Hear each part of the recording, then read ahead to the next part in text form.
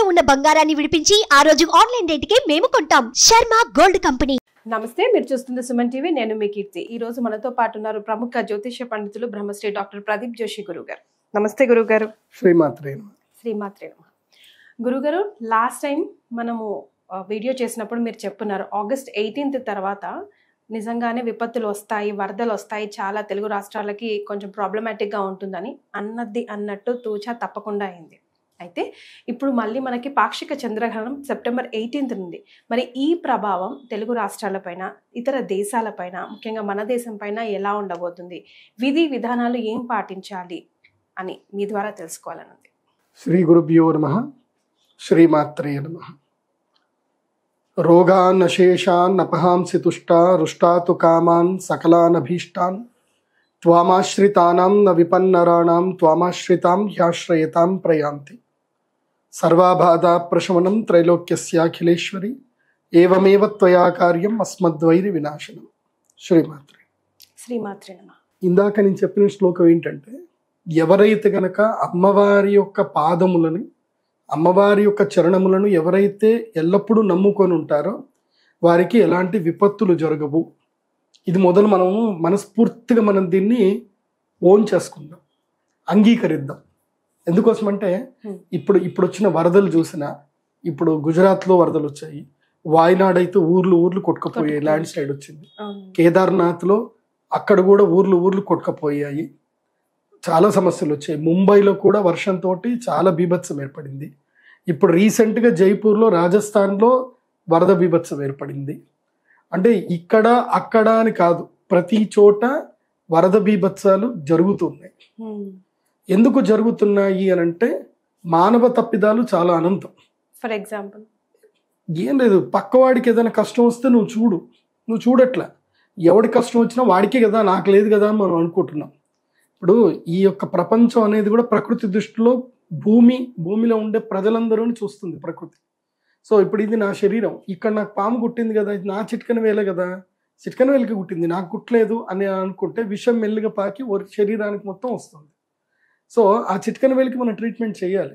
అట్లాగే ప్రకృతిలో ఎక్కడ ఏ అనర్థం జరిగినా ప్రకృతికి మనం ఏదైతే విఘాతం ఏదైతే కల్పిస్తామో దాని యొక్క ప్రభావం అందరి మీద పడుతుంది.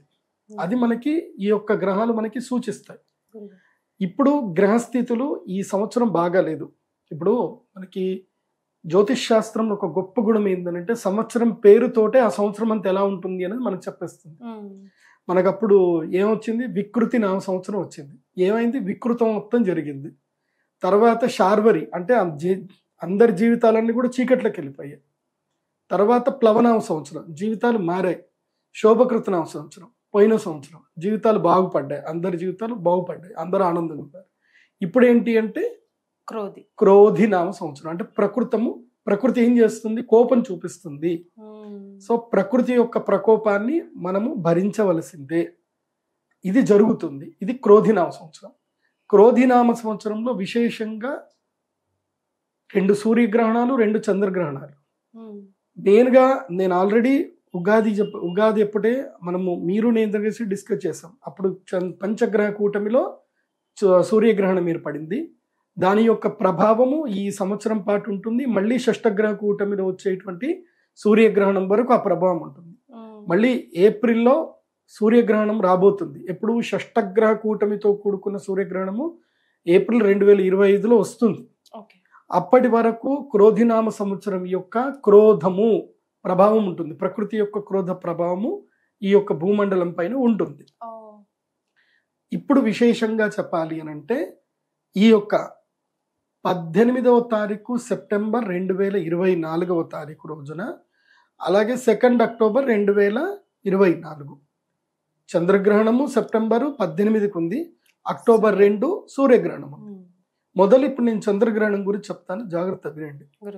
18 సెప్టెంబర్ అంటే మన ఇండియన్ టైం ప్రకారము, ఐఎస్టీ మన ఇండియన్ స్టాండర్డ్ టైం ప్రకారము 18 సెప్టెంబర్ 2024 ఉదయం 7:42 నుంచి మధ్యాహ్నం 12:30 అంటే ఆల్మోస్ట్ 1 o'clock వరకు, 7:30 to 1 o'clock వరకు, ఆల్మోస్ట్ 5 to 6 అవర్స్ మొత్తం కూడా ఈ గ్రహణం అనేది ప్రభావం అనేది ఉంటుంది.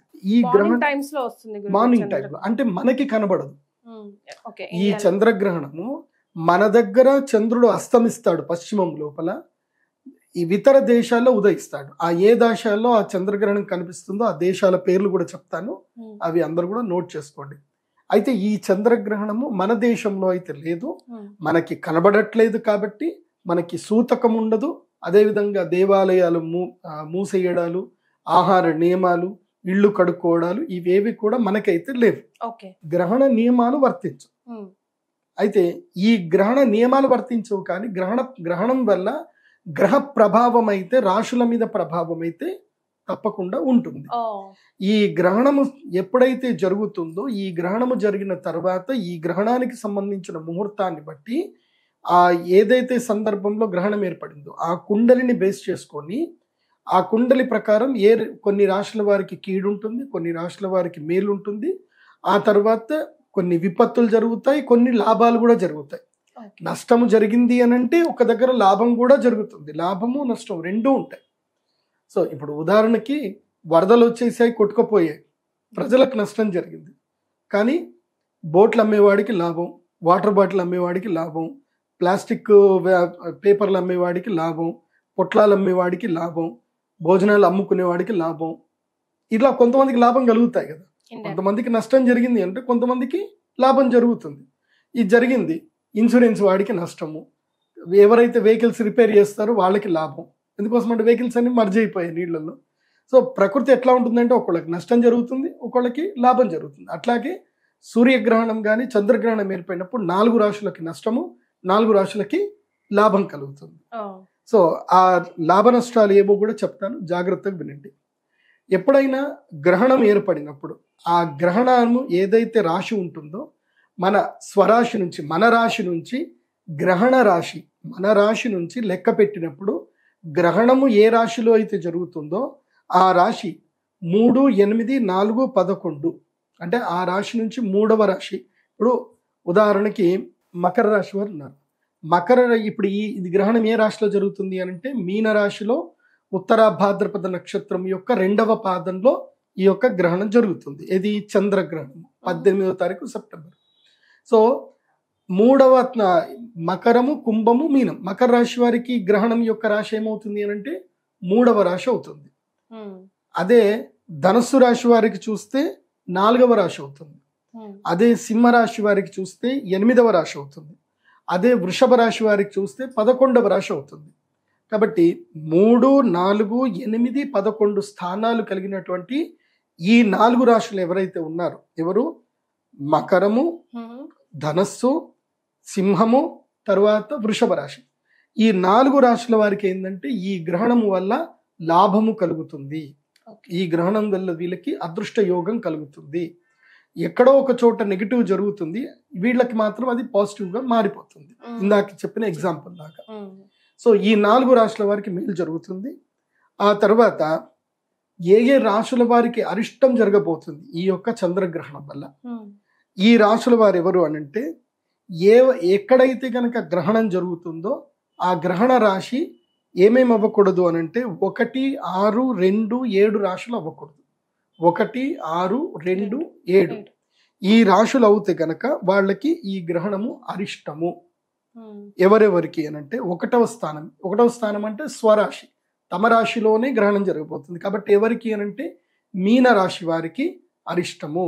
అందులోపల ఉత్తర భాద్రపద నక్షత్రం వారికి గండకాలము, ఉత్తర భాద్రపద నక్షత్రం వారికి మంచిది కాదు ఈ గ్రహణము. 2వ స్థానము. సో మీనరాశికి 2వ స్థానం ఎవరు అవుతారు అంటే కుంభరాశి వారికి మీనరాశి 2వ స్థానం అవుతుంది. కాబట్టి కుంభరాశి వారికి కూడా ఈ గ్రహణము అరిష్ట ఫలదాయకము. ఆ తర్వాత 7వ స్థానమైనటువంటి కన్యారాశి వారికి కూడా ఈ గ్రహణము అరిష్టప్రదం అవుతుంది. కన్యారాశి వారికి కూడా ఈ గ్రహణము మంచిది కాదు. అదేవిధంగా 6వ స్థానమైనటువంటి తులారాశి వారికి కూడా ఈ గ్రహణము మంచిది కాదు.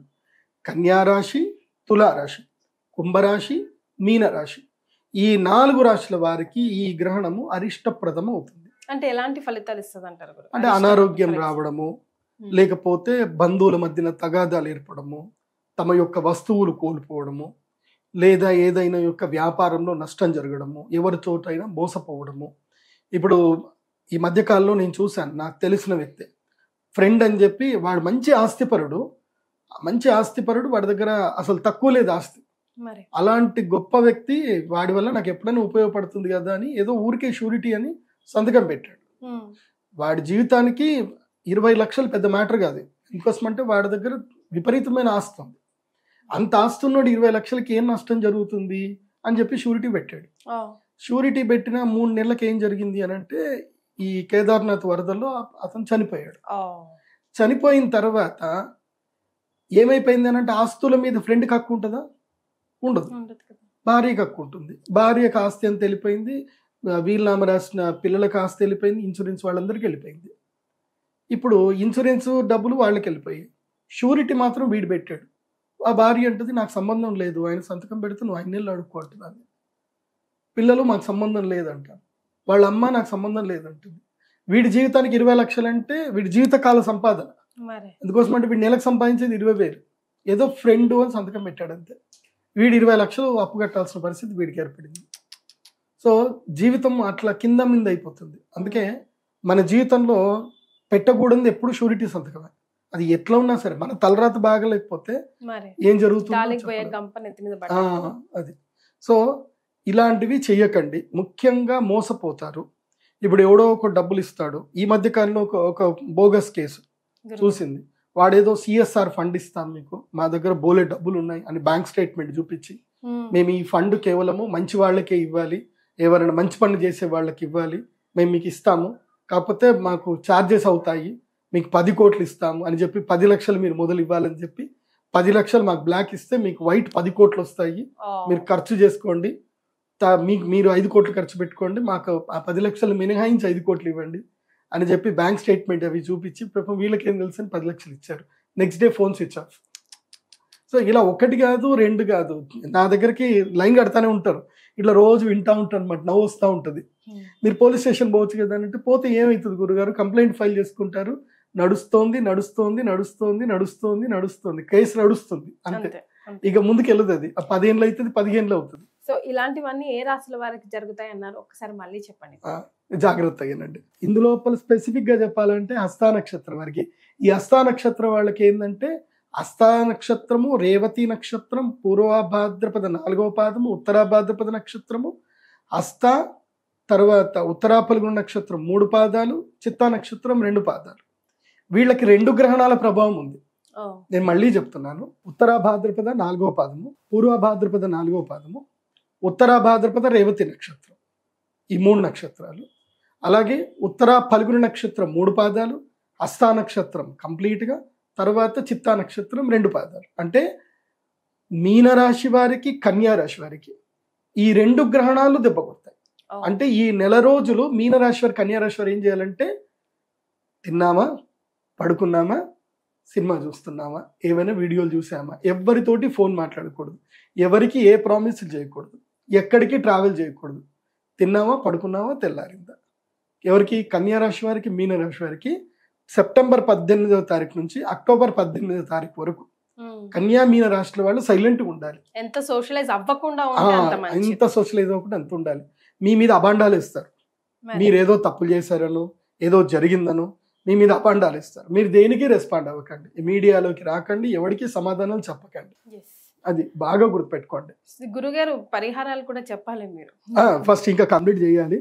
సో ఇది ఎవరెవరికి బాగాలేదు అంటే, మీనరాశి, తులారాశి, కుంభరాశి, కన్యారాశి వీళ్ళకి చంద్రగ్రహణం బాగాలేదు.